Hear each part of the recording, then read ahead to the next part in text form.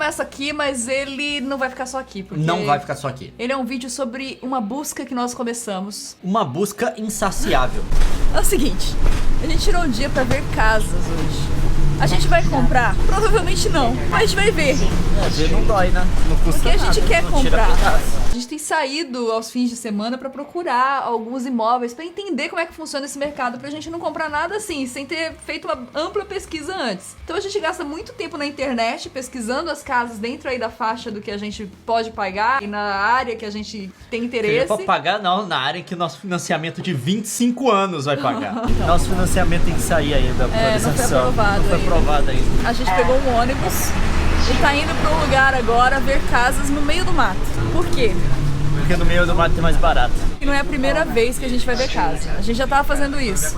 Só que a gente tá fazendo isso no verão. E no verão tudo é bonito em Vancouver. Você pode ir na pior biboca do mundo, vai ser bonito. Que casa linda, eu quero Tudo morar é lindo. aqui. É. Aí agora eu falei, não, Leo, a gente tem que ver Vancouver como Vancouver é. Vamos ver casa na chuva. Olha essa cidade.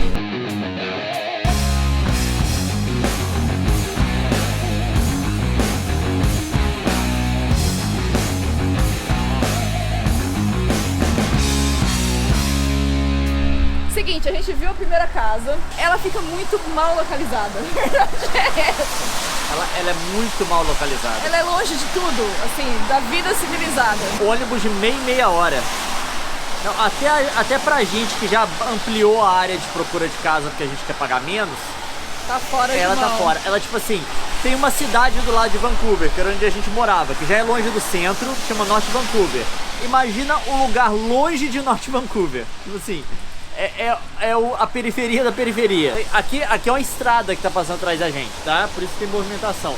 Mas aqui, ó, é a casa que você tem que ter uma escopeta, não é mesmo? Acho que aqui ainda não, a que a gente vai agora com certeza. Mas o lance é o seguinte, tinha brasileiros morando na casa. Tinha. A casa tá em uma parte da casa alugada. Aqui tem uma coisa muito comum, que a galera dividir a casa em dois e alugar uma parte da casa para as pessoas, como se fosse um apartamento e tal. E nessa casa aqui tava dividido em dois e era brasileiro que tava morando. A gente não tem feito vídeo disso porque rola um constrangimento, porque a gente visita a casa das pessoas enquanto as pessoas moram na casa. Sim. Não é uma casa vazia. Diferente de casa pra aluguel, que geralmente é porque o inquilino foi embora e a casa tá vazia, você vai visitar, você mostra, como a gente fez a série. Nessa de casa à venda, geralmente são famílias que querem comprar outra casa e Os estão colocando donos a estão lá deles, ainda, entendeu? Então eles saem de casa um dia, o corretor abre pra gente, abre lá pro open house da casa, as pessoas vão e o povo entra na casa dos outros pra mexer nas coisas. Eu não sei quando chegar a nossa vez de vender a casa se eu vou ter coragem de fazer isso. Porque aqui tem um negócio do open house que não tem no Brasil, que é o casa aberta. É um dia da semana, a casa tá vendendo, o corretor vai pra lá, a família sai. E aí a casa fica aberta, fica realmente a plaquinha na rua, qualquer pessoa entra na casa pra ver. e mexe em tudo. E mexe em tudo. A última Abre armário, vê o tamanho, sabe? A última casa que a gente foi ver, era uma casa assim, parecia casa de vó, sabe? Tinham vários cômodos e tal, e tinha coisa de criança, tinha brinquedo, livro infantil. E aí as famílias que foram na casa aberta, levaram suas crianças. Aí na hora que a gente entrou num Tem um cômodo, monte de criança brincando com os brinquedos. Abriu o livro, pisou em cima, brinca com o brinquedo. Não tem segurança, não tem nada. Só tem o corretor lá e ele tá atendendo umas pessoas, normalmente fica na cozinha, que eles fazem atendimento, não sei porque eles gostam da cozinha. E aí, todo mundo entrando na casa sem monitoramento nenhum. Tudo lá, entendeu? Tudo lá. Roupa, objetos de valor, tá tudo lá. Aí as pessoas abrem os armários pra ver como é que é o tamanho do armário, quantas prateleiras tem, mexe na geladeira, abre tudo. Porque essas coisas ficam na casa, né? A geladeira, o fogão, a máquina de lavar, o micro-ondas, geralmente fica. E as pessoas vão checar. É uma experiência muito curiosa. Eu fico meio ressabiada, sabe? De mexer nas coisas. Mas na hora que eu vi os canadenses, estão tudo... Abre armário, levanta as coisas, estão nem aí. Deixa as crianças brincando com o brinquedo dos outros. Enfim, a gente tá numa discussão que é o seguinte. A gente sabe que não vai ter o melhor dos mundos. Não. Ou a gente vai ter localização, ou a gente vai ter uma casa que se adapte a gente...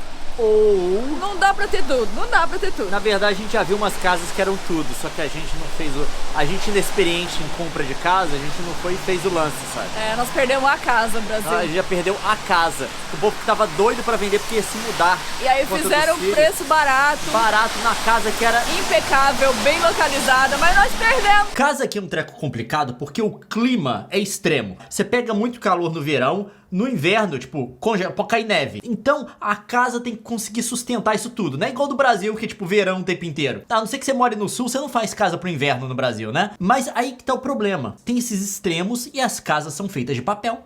Aqui, casa de alvenaria é uma coisa raríssima. Porque todas as casas aqui são de madeira. Aí tem um material sintético insulante no meio. Na verdade, assim, é feito de milho pra isolar, né? E madeira do outro lado. Então, tem casa aqui que é só isso. É uma paletinha de madeira, isolamento, outro negocinho de madeira e a casa inteira. E não só isso, os telhados aqui também são de madeira, com uma lixinha que eles colam por cima, que tipo, que você tem que trocar de tempos em tempos, senão tem infiltração na casa. Mas assim, a gente viu uma outra casa depois saindo dessa daí, a gente foi pra a terceira que tava programada. A gente viu a casa perfeita. A casa perfeita. A localização é terrível. É terrível. E a gente tá voltando pra ver a casa. Deixa eu contar pra vocês. A gente gostou. E aí a gente marcou uma visita privada para ver a casa.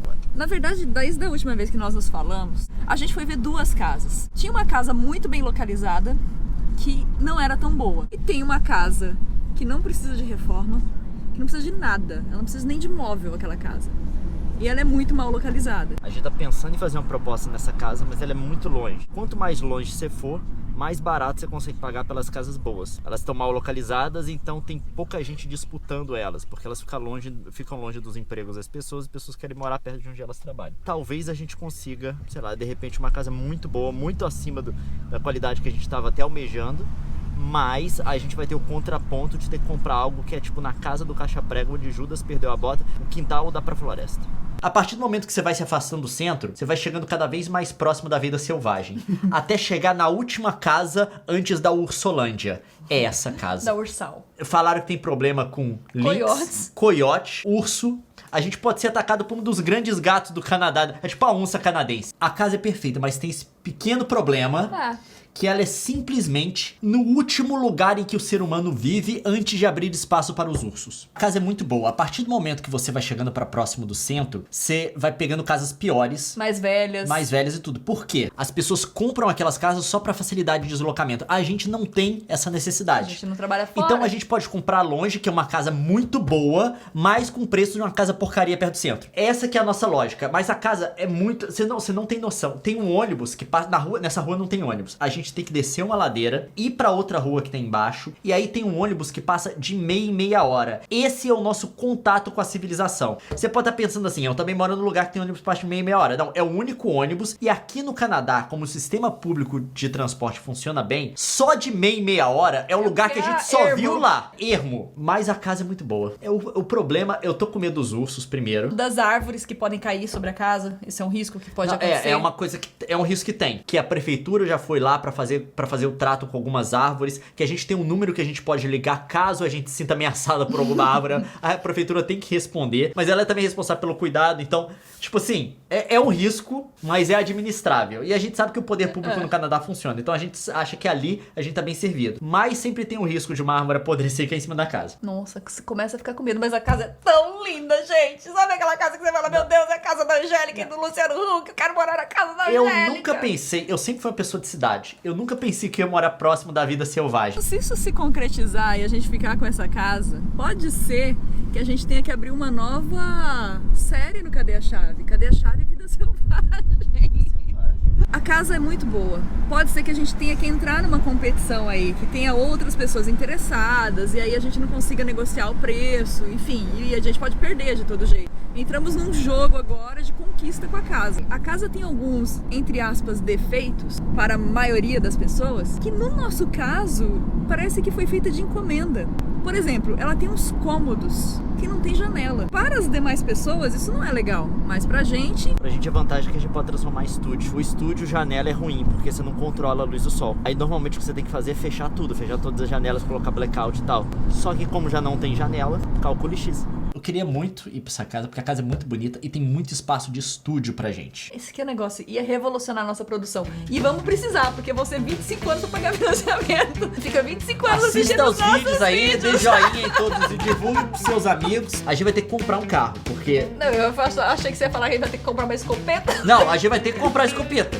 Eu já vi as histórias de urso aí de gente que não tava... gente, os ursos comem as pessoas Não, aqui, não, comem tem, os bichinhos, isso cara. a gente vai ter que ter um... Vai Se o urso super, resolver invadir, a polícia não chega lá a tempo, não. Milce fazendo aula de tiro amanhã. Mas é isso, a gente tá nesse pé. Eu espero que você tenha gostado desse vídeo e continue gostando e assistindo, porque não é 25 anos de financiamento aí, galera. É 25 anos. Bora fazer vídeo pro YouTube! Assiste, ó. Clica, por favor, clica. Assiste, por favor, assiste.